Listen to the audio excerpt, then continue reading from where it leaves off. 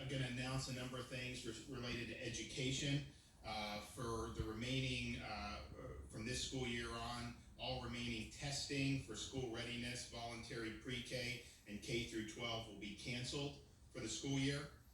Requirements for graduation and promotion and final course grades will be evaluated as those assessments did not exist. Parents may, at their discretion, choose to keep their child in the same grade for the 2021 school year. K through 12 grades will not be calculated for 2019-2020, and schools in turnaround may continue their current status next year to avoid disruption to school leadership and operations. Commissioner Corcoran may reduce required K through 12 instructional hours as necessary to accommodate for closures, as we've seen.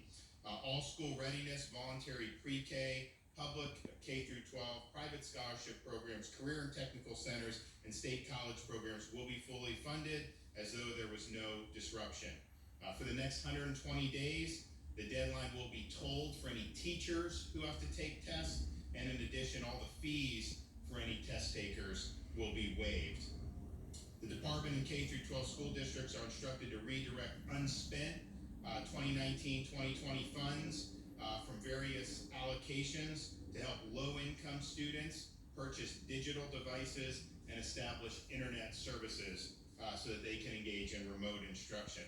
In order to facilitate the remote connection between teachers and students, K through 12 school districts are further permitted to redirect unspent Title II funds to help low-income students purchase digital devices and establish internet service. K through 12 school districts are permitted to redirect unspent 2019-2020 funds from the state schools and mental health allocations to virtual and telephonic mental health counseling services for students that need emotional support due to the outbreak of COVID-19.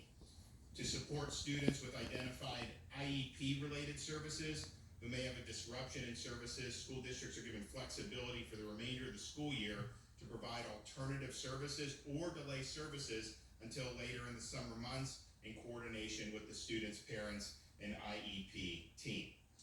Today I spoke with Senator Rubio about some of the economic relief that they're working on in Washington, and I think he and I agree that there's going to be a need for immediate relief for a lot of people that are going to be dislocated by the economic effects of the COVID-19 virus.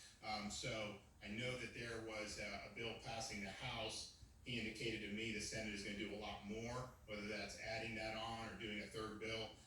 But we understand throughout our state that we're going to have people who probably already, but certainly in the near future, that will be impacted by mitigation efforts that's undergoing, not just in Florida, but nationwide.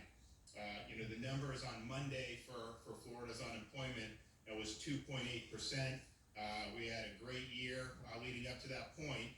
And I think a lot of things were going great with the economy. This is an external factor, that is going to cause problems. And so we, at the Florida Department of Economic Opportunity, they stand ready, Director Lawson, to help those Floridians who are going to need reemployment assistance.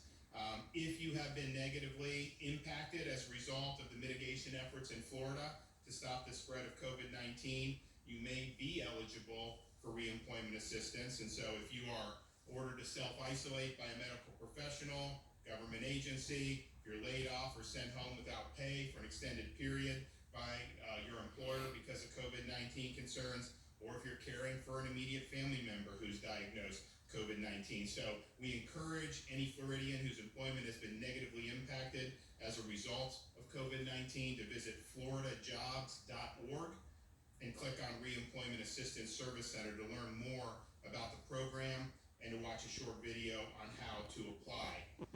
I also want to just commend, we have a number of businesses throughout the state who have stepped up to help some of the folks who need assistance. Florida Power and Light suspended service cutoffs over overdue bills given the epidemic, and then their parent company, NextEra Energy, committed $1.5 million in COVID-19 emergency assistance for the most vulnerable individuals and communities throughout the country. We also have suspension of disconnections from Duke and Tampa Electric, which we appreciate Uber is waiving delivery fees on all orders from independent restaurants across the U.S. and Canada, and they're delivering free meals to healthcare workers and first responders amidst the crisis. So we appreciate everybody who's stepping up. I know there's a lot more who are doing it, and we want to continue to see that. I want to make clear, because it's been said a number of times recently about who qualifies for COVID-19 testing. It's true. When this first started, the CDC was looking for travel to China, looking connections with that.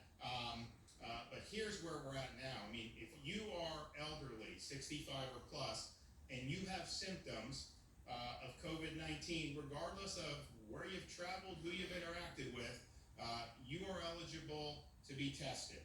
If you're somebody, regardless of age, that has an underlying medical condition and you have symptoms of COVID-19, you are absolutely eligible to be tested. If you're somebody, regardless of any travel or interactions, that has been hospitalized with pneumonia or an unknown cause, you are eligible to be tested for COVID-19. Now, we've done a lot to expand the testing capability. We're going to be doing more. We're going to hopefully work on the Broward thing very soon, have an announcement there. We're also working some other places up in the state that need some assistance. Jared has a lot of the materials. We did send 100 test kits through both the health departments and hospitals and private labs. That's enough to do about 250,000 tests. The way this is, you need the swabs and everything else. So we have more of those that are coming, I think, pretty soon tonight. So we're going to have capacity, but certainly if you're in one of those groups, it's not going to be a question about any type of limited guidance. You are absolutely eligible. We want you to have access to that, and we want you to be able to do it free of charge. So it's very important that message gets out. We will be hopefully making an announcement about the opening